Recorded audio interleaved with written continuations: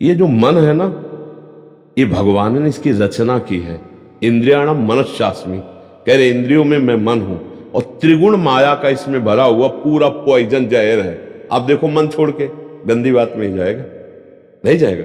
ये नहीं कि अच्छी बात में नहीं जाता, अच्छी बात में लगाओ तो लगेगा, और वो भी थोड़ी देर, और बुरी बात में लगाने की जरूरत नहीं, आराम से। इसका स्वभाव रचना ऐसी रची गई। अब यही गेम रखा गया है कि अब इसकी गति को रोको, अंतर्मुख करो, भगवदाकार करो, तो तुम्हें इनाम मिलेगा, त्रिभुवन पर विजय प्राप्त कर लोगे। वो अद्भुत आनंद अंदर ही मिलेगा, किसी से कहने की जरूरत नहीं, आनंद मगन हो जाओगे। और उसी आनंद की खोज देखो, जब हमारा मन कहता है इस शरीर को भोग लें, इस वस्तु को भोग लें, अमुक, देखो सब अपने घर के जैसे बैठे हैं, क्या उसके भोगने के बाद मन को शांति मिलती है? थोड़ी देर के बाद फिर एक नया संकल्प बनता है, फिर एक नई, मतलब हमारी खोज अधूरी रही। वो नहीं मिला जो मैं सोच रहा था। सोचने में जैसा सुख मिलता है वैसा ना भोगने में नहीं मिलता, चाहे वो भोजन हो, चाहे वो दृश्य हो, चाहे वो कोई क्रिया हो। आप देखना, जो मन हमें सोचवा के पागल बनाता है, और जब हम उस पर जाते हैं तो वो चीज हमें नहीं मिलती है। तब लगता है कि वो यहां नहीं, शायद यहां हो, यहां नहीं, शायद यहां हो। ऐसे भटकते पूरा जीवन व्यतीत हो जाता है। बुद्धिमान वो है जो 2-4 कदम में ही लौट आवे कि गलत दिशा में जा रहे हैं, पर हम पूरा जीवन चलते रहते हैं, लौटने की बात ही नहीं आती।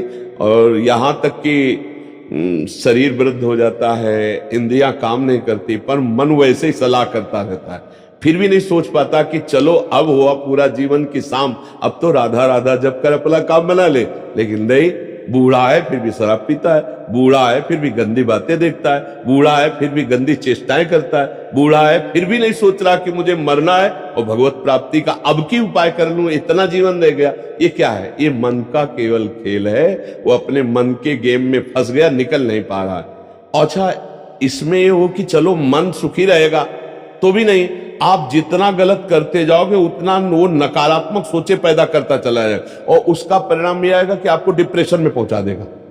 मतलब किसी भी तरह से इस चैन नहीं लेने देगा। तो इसको लाना तो भगवान की शरण में पड़ेगा, तभी शांति मिलेगी, तभी सुख। बहुत गंदा, बहुत गंदा, बहुत नीच है, और ये बहुत उत्तम है।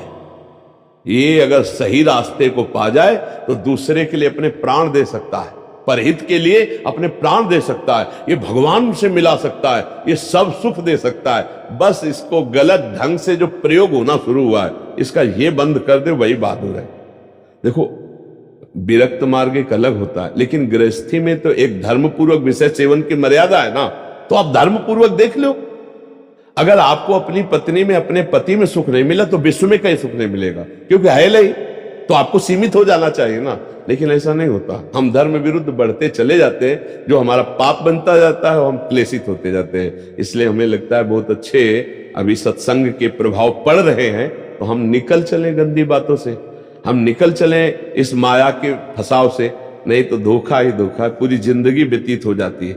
भोगते भोगते हर इंद्रियां सब नष्ट होती जा रही, फिर भी भोग इच्छा, ये है क्या? समझो ना, पूरा जीवन हमको बेवकूफ बनाया जा रहा है। गौर से देखो, पूरा जीवन नहीं बेवकूफ बनाया जा रहा। एक बार और देख लेते हैं, इसमें हमारा पूरा जीवन जा रहा है। सुख तो नहीं मिला, पर एक बार ऐसे देखते हैं, शायद इस पद्धति से देखते हैं, ऐसे भोजन बनाते हैं, ऐसे ये भोगते हैं, ऐसे ये देखते हैं, ऐसा फंसाव करके रोज हमको गिराता है, रोज हमको मन भ्रष्ट करता है। कभी नहीं कहता कि एक बार भगवान से मिलूं क्या, कभी उसका मन नहीं होता। इसको तो जबरदस्ती लगाना पड़ता है। इसको भगवान में लगाने के लिए भी भोगों का प्रलोभन देना होता है, तब ये भगवान में लगता है धीरे धीरे। ये भोगी मन भगवान में भी लगने के लिए तैयार, तो भोग के लिए देखो, भगवान को मना लोगे ना तो बढ़िया व्यवस्था बन जाएगी, चक जो चाहोगे सब हो जाएगा, जो चाहेंगे भगवान दे दे। बहुत मन बेवकूफ बनाता है, इसलिए हमें लगता है मन की बेवकूफी से बचना चाहिए। एक आया था भगतला, उसने कहा भगवान से मैं भजन करूंगा, सब करूंगा, लेकिन 1 लाख सुंदरियां स्त्रियां चाहिए।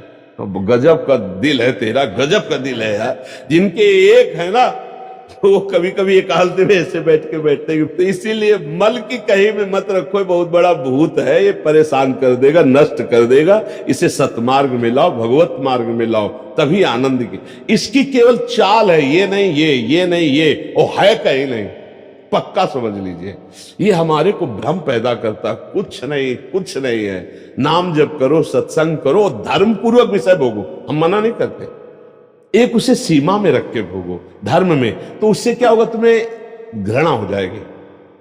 धर्म पूर्वक विषय भोगने से घृणा हो जाती है कि यार, और जो ये व्यसन करके और फिर इधर उधर मन, तो पाप के कारण बुद्धि ठीक निर्णय नहीं देती और बुढ़ापे तक पापाचरण, फिर दुर्गति को प्राप्त होते हैं। अभी समय है, अभी मन को समझा लो, मन को समझ। यही 5 भोग हैं, शब्द, स्पर्श, रूप, रस, गंध, इसी में मनुष्य फंसा है और इन्हीं भोगों से हमारी दुर्गति हो जाती है। बोलो अभी तक फाइनल में अगर बोला जाए तो अभी तक क्या है अपने पास, कोई अनुभव है क्या? बस एक बार और चांस मिल जाए, बस किसी भी विषय का, मतलब किसी भी विषय का, मन में हर बार ये था कि अब की बार, लेकिन कभी अब की बार पूरी ही नहीं हुआ। तो इसको रोकना जरूरी है कि भजन, साधन, धर्म पूर्वक विषय सेवन और समाज की सेवा। कभी एक बार ऐसा करके देखना, कोई बूढ़ा ऐसा भूखा प्यासा फुटपाथ में पड़ा हो और उसको कभी अपने घर लाना, नहलाना, धुलाना, कपड़े पहनाना और भोजन पवाना। फिर वो जब तुम्हारी तरफ देखेगा तो तुम्हें जो सुख होगा वो जिंदगी में किसी भी भोग में नहीं मिला होगा। आप लिख लेना हमारी बात। कभी कोई बीमारी से तड़प रहा हो, किसी की सेवा का वहां कोई अवसर नहीं है और आप सेवा का अवसर देकर उसे आप स्वस्थ करो, आप अस्पताल ले जाओ, फिर जो आपको सुख मिलेगा हम आपको कैसे बताएं। वो भगवान का आशीर्वाद होता है। जब कोई बूढ़ा, कोई बीमार, कोई असहाय, और जब आप उसकी सहायता करते हो तो उसके हृदय से जो आशीर्वाद, वो सुख जो मिलता है। जैसे हम आपको एक दिन करके देखना, तुम अपना भोजन बढ़िया जो है, कोई ऐसे भूखे को खवा देना जो भूखा बैठा हो और वैसे जल्दी जल्दी, और आप देखो उसको पाते हुए, और उस दिन आप वो भोजन ना पाओ, उसे पवा दो, तो आपको जो सुख मिलेगा वो 56 प्रकार के भोग पाने में भी कभी सुख नहीं मिला होगा। वो सुख परहित करने से, दूसरे को सुख पहुंचाने से जो हृदय शीतल होता है वो कभी किसी से नहीं होता। इसलिए मानव जीवन के लिए मन को थोड़ा विरुद्ध जो चलने वाला है उसके विरुद्ध आप बनो, उसे सतमार्ग में लगाओ। अब देखो आजकल ऐसी बुद्धि बिगड़ गई कि अपने पूज्य माता पिता को ही बच्चे दुख दे रहे हैं, डंडा थप्पड़ मारना। क्या यार, आज के जवान अपने माता पिता के साथ ऐसा व्यवहार करते हैं। अगर थोड़ा भी अध्यात्म से जुड़े होते तो मुझे लगता है शायद ऐसा नहीं करते, नहीं ना। धर्म से जुड़े होते, अध्यात्म से जुड़े होते, ऐसे माता पिता तो भगवान होते हैं। उनकी आंखें नहीं, उनको नहलाओ धुलाओ, किसी मंदिर जाने की और जरूरत नहीं, उनको भोग लगाओ, उनको पवाओ, उनका जो आशीर्वाद है लोक परलोक तुम्हारा सब बना देगा। लेकिन जब अध्यात्म से नहीं जुड़े तो लगता है कौन इनको, तो ये क्या है, ये है मन का वो पापी मन। देखो कैसे पाप कराता है, कैसे निगेटिव चलाता है कि अब ऐसे पुत्रों की क्या दुर्गति होगी। तो कभी अगर ऐसा अवसर किसी को मिले कि कोई फुटपाथ में ऐसे तड़प रहा हो तो आपको जरूर लगेगा कि काहे को बोझा ले, लेकिन आप उसका अगर बोझा ले लिए तो भगवान तुम्हारा बोझा ले लेंगे। जन्म जन्मांतरों के पाप नष्ट हो जाते हैं जब ऐसे दीन दुखी आशीर्वाद देते ना, उसे भगवान का आशीर्वाद समझना है। और जब माता पिता अंदर से साफ देते ना कि भोगोगे, तो फिर भगवान भी नहीं टाल पाते, फिर भोगना पड़ता है। इसलिए धर्म से चलो, किसी का अपराध मत करो, गंदी बातों में मन को न जाने दो, खूब नाम जप करो, यही मनुष्य जीवन का लाभ लो। मनुष्य जीवन एक दिव्य जीवन है, इसका एक दिव्यता का लाभ है। यार देखो, अगर हम ना चाहे तो पूरी बाजार से निकल जाए, कोई सामान दुकान की आके हमारी लिपट थोड़ी जाती है। हम जहां खड़े होंगे, जहां खरीदेंगे, वही जो वस्तु हमें मिलेगी। तो अगर हम निश्चय कर लिया कि मुझे मांस नहीं खाना, मुझे शराब नहीं पीना, मुझे पराई माता बहनों की तरफ गंदी दृष्टि नहीं करनी, तो मुझे कौन गिरा देगा। आप सोचो, हमारे निश्चय में कमजोरी, तभी हम डरते हैं कि कहीं गिर न जाए। ऐसे कैसे? हाँ, कुछ कमियां ऐसी होती हैं जिससे अहंकार का नाश किया जाता है। जैसे आवाज आता है ना कि हम जितेंद्री, हम ऐसे और भगवान को अहंकार पसंद नहीं तो छोड़ देते हैं। देखो जितेंद्रियता करके, तब जब रोता है कि प्रभु मैं तो नीच किसी काबिल नहीं, तब भगवान फिर उठा लेते हैं। नाम जब करो तब मजबूत ब्रेक लग जाएगी। कोई कैसे गिरा सकता है? कैसे गिरा सकता है? नहीं गिरा सकता। बात मान ली, बस हो गया, हो गया। बात मानने से होता है। देखो, हमारी बात ना मानो, कंठी बंधवा लो, तिलक लगा लो, सब कर लो, कल्याण नहीं होगा। हमारी बात मान लो, कल्याण हो जाए। बात मानने का चेला होता है ये कोई सांसारिक थोड़ी कि भैया जैसे सांसारिक संबंध होते हैं ऐसे गुरु शिष्य का संबंध आज्ञा पालन से होता है। गलत नहीं करूंगा, जैसा कहोगे वैसा चलूंगा। अब आपने कह दिया, अब ये नाम जप करूंगा, बस हो गई बात। बात यह है कि हमको अब महत्व कर लेना है। अरे बोले ऐसे कह दिया था सिया राम राम राम जपो, तो गुरु मंत्र तो मिला नहीं। तो कभी गुरु मंत्र मिल भी जाएगा तो लाभ नहीं मिल पाएगा, क्योंकि आपको संत वचन गुरु के वचन पर विश्वास ही नहीं हुआ। गुरु के वचन प्रतीति न जेहि, इस स्वप्न में भी लाभ नहीं मिल। मान लिया हो गया हमारा सब कुछ, अब हम राम राम जप करेंगे, अच्छे आचरण से चलेंगे तो यही नाम आपको बल दे देगा। जो आप कहते हो ना कि ऐसा बल कैसे आए, इसी नाम से आता है बल। माया पर जीतने का जो बल है वो भगवान की कृपा से, उनके नाम बल से आता है। देखो नाम में इतनी सामर्थ्य, भगवान को अधीन कर लिया। सुमीर पवन सुत पावन नामो अपने बस कर राखे, फिर और क्या, काम क्रोध को जीत लो तो कौन बड़ी बात। भगवान अजित जीत गए। भगवान कह रहे प्रति उपकार करो का तोरा, सन्मुख हो न सकत मन मोरा, तुम संतात उरिन मैं नाही। नाम जप करते हुए समाज सेवा, भगवत सेवा, माता पिता की सेवा, बस इससे बढ़िया वो साधना क्या है। अब बढ़िया गंगा जी से कपड़ा धो के लाए और फिर नाली में डुबो दिए तो फिर गड़बड़ हो जाएगा। नहीं, मानव दे थोड़ा विवेक है। धर्म से विषय सेवन करो, पापाचरण करोगे तो फिर वहीं पहुंच जाओगे, नरक है। कर्मों की बड़ी गति है, इसलिए नाम जप कर लो और ये जीवन सार्थक। अच्छा, नाम जपने में सबसे बढ़िया बात ये कि इसमें बैठने की बात नहीं करे कि आप पद्मासन लगा के बैठो। कहे दिन भर काम करो, राम राम राम राम, अंदर से राम राम चल रहा, फावड़ा चला, राधा राधा राधा राधा, हर काम होता रहेगा। जब युद्ध हो सकता है मामुनिस्मर युद्ध से, तो युद्ध से खतरनाक कोई काम तो है नहीं। दूसरे की गर्दन काट ली, अपनी गर्दन बचानी युद्ध में, और भगवान अर्जुन को कह रहे मेरा स्मरण करते हुए युद्ध कर, तो इसका मतलब भगवत नाम जप करते हुए सब काम हो सकता है। ठीक है, तुम नाम जप करो और अच्छे बनो, इसी जन्म में भगवान को प्राप्त किया जाए, भगवान की स्मृति में डूबा जाए। अगर आपने भगवत प्राप्ति का कार्य इस जन्म में पूरा नहीं किया तो पहला दंड आपको मिलेगा बिना किसी कर्म के, इस बात का कि आपने भगवत प्राप्ति क्यों नहीं की, आपको चांस दिया गया। जैसे बहुत सरलता से हम समझाते हैं कि जैसे हम आपको विदेश भेजें सरकारी, भारत के संविधान के अनुसार, आप भारतीय काम कीजिए, जाकर भारत के लिए आप ये काम कीजिए, और आप वहां जाकर जाने के लिए तैयार हो कि हमें वहां गाड़ी मिलना चाहिए, बंगला मिलना चाहिए, हमारी सारी व्यवस्था होनी चाहिए, तो सब व्यवस्था भारत सरकार ने कर दी। आप 20 वर्ष वहां रहे, आपको वापस बुलाया गया, आप जिस काम के लिए भारतीय संविधान के काम के लिए गए थे वो काम बिल्कुल नहीं किया। खूब बच्चा पैदा किए, पढ़ाया लिखाया और ब्याह और सब काम किए। अब आप बोलो भारत सरकार आपको दंड देगी कि नहीं देगी? तो देगी ना, क्योंकि आप प्रधान कार्य के लिए ही सुविधा आपको सारी दी गई थी। तो मानो देह केवल संस्कृति मांझ बरियाई के पायो, जो मानुष देह वृथा कत डारत। संस्कृति के चक्र को रोककर भगवान ने कबहू करी करुणा नर देहि, देत ईश बिनु हेतु सनेहि। बिना किसी कर्म के अहेतु की कृपा करके आपको मानव दे दी कि जाओ नर्तन कर फल विषय न भाई, भजी राम सब काम बिहाई। साधन धाम मोक्ष कर द्वारा, पाई न जे परलोक संभारा। सो परत दुख पावई, सिर धुनि धुनि पछताए। काले कर्म ईश्वर मिथ्या दोष लगाए। तो भाई का हमारा भाग्य नहीं था, हमारा भाग्य से भजन नहीं होता, भजन से भाग्य बनाएंगे हम।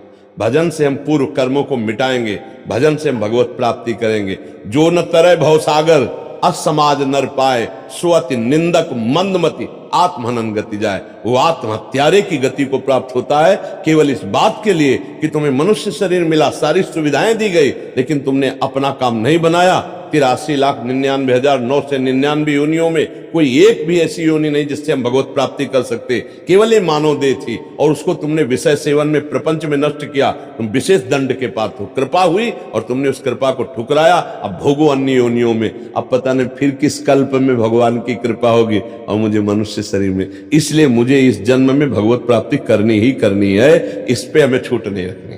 अब भगवत प्राप्ति किसे कहते हैं समझना तो पड़ेगा ना, कि भगवत प्राप्ति किसे कहते हैं। मोक्ष को तो समझे, तो मोक्ष ऐसे थोड़ी होता, उसके लिए साधना बहुत कठिन साधना है।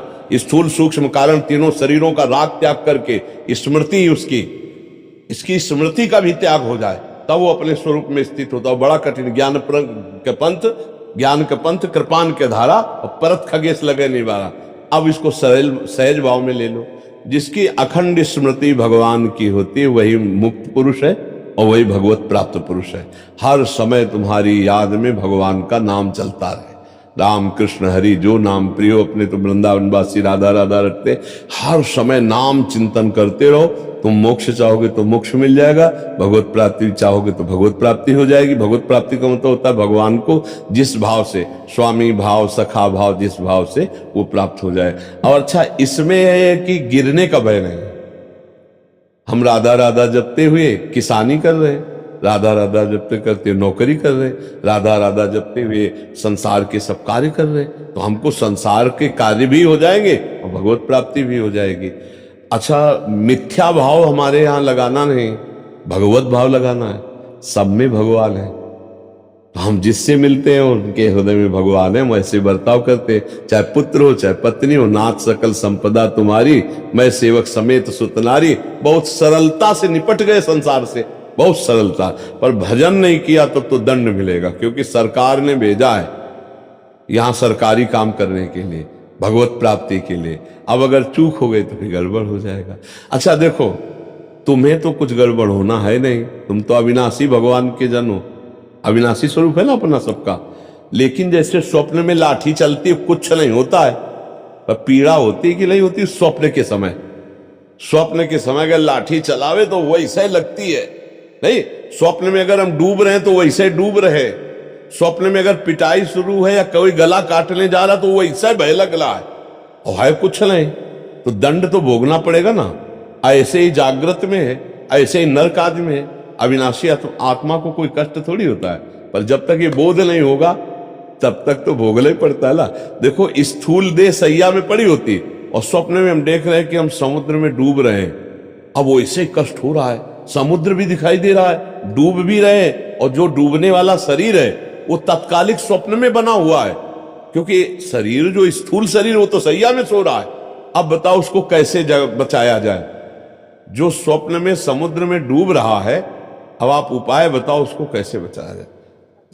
हाँ बस एक उपाय है कि उसको जगा दो, चाहे जितनी नौका लगा दो, चाहे मंत्रवेत्ता लगा दो, चाहे तैराक लगा दो, उसको आप बचा ले सकते हैं। उसके बचाने का उपाय है जगान। ऐसे ही हम सब मोह निशा सब सोवनिहारा, देखे स्वप्न अनेक प्रकारा, यही जग जामिनी जागे जोगी, परमारथी प्रपंच वियोगी, जाने सुत वही जीव जग जागा, जब सब विषय विलास विरागा। बोले मोह निद्रा में सब सो रहे, ये पत्नी है, लड़का है, बच्चा है, रुपया है, पैसा, ये कर लिया, ये कर लूंगा, ये कमा लिया, ये कमा लूंगा, ये जमा कर लिया, ये जमा कर लूंगा, और सोचते सोचते मर गए, कुछ नहीं कर पाए जो करने आए थे। अब कोई सदगुरु जगा दे, ए उठ, मोह निद्रा में सो रहा है, तो जानिस तबै जीव जग, जब सब विषय विलास विरागा, तभी जानना सत्संग का रंग चढ़ रहा है। जब गंदी बातें छूटने लगे और अच्छे आचरण होने लगे और भगवान नाम जप होने लगे, तो जान लेना आप जाग रहे हैं, और जग गए तो स्वप्न के जैसे सारे दुख मिट जाते हैं, ऐसे तुम्हारे सारे पाप, दुख, चिंता, शोक सब नष्ट हो जाएंगे। पर जगना पड़ेगा, बिना जगे नहीं हो सकता। बिना जगे एक ही उपाय है, जगना पड़ेगा, अर्थात भगवत प्राप्ति करना पड़ेगा, नहीं तो दुख से पिंड नहीं छूटेगा। है झूठा पर बहुत जोर का फुसकार मार के काटता है, झूठा सांप है, रस्सी का सांप, पर ऐसा काटता है, वो ऐसा अनुभव होता है कि जहर चढ़ गया, पक्का। देख लो सब पूरा जहर चढ़ा हुआ है और कुछ नहीं हुआ। आत्म तत्व को ना कभी फर्क पड़ा था, ना पड़ रहा है और ना पड़ेगा। पर भैया ये स्वप्न है, बड़ा दीर्घ स्वप्न है, इससे जगो, उमा कहूं मैं अनुभव अपना, और सत हरि भजल, और जगत सब सपने में हो। ना कोई माता था, ना कोई पिता था, ना है और ना रहेगा। ऐसे ये रूप एक दिन नहीं दिखाई देगा, लाख उपाय कर लेना, मिट्टी में मिल जाएगा, खत्म खेल। न पहले था न बाद में रहेगा, बीच में प्रवचन कर रहा है, इसका क्या भरोसा। स्वाप्निक है ये स्वाप्निक है। जो इसके अंदर है वो सत्य है, और अंदर वाले से परिचय नहीं हुआ, बाहर वाले का टिकेगा नहीं। भाई इसी में हम झूठे में मारे जाते हैं, हर जन्म में मारे जा रहे हैं हम। झूठे से प्रेम करते बाहरी, और वो टिकता ले, और जो अंदर का है उससे प्यार हुआ ले, बड़ा खाली हाथ फिर। तो एक बार तो यार इस पर विचार करो कि मेरे जीवन का परम लाभ क्या है। भगवान का चिंतन, भगवत प्राप्ति, इसी से परम लाभ मिलेगा।